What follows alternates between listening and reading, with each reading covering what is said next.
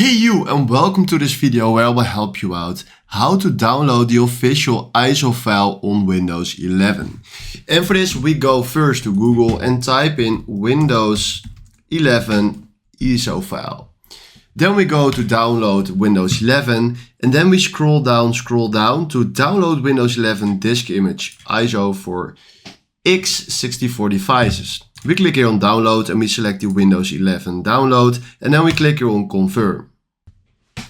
Then right now we select our language. So right now we choose our language and that is English International and then we do confirm.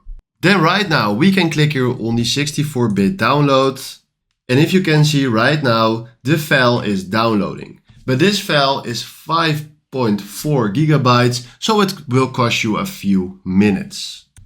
Alright, the download is done and right now if you click on show in folder, you find exactly here the ISO file that we just downloaded. So this is exactly how you can download the Windows 11 ISO file for your PC. Hopefully this was the video where you was looking for. Thanks for watching and have a wonderful day.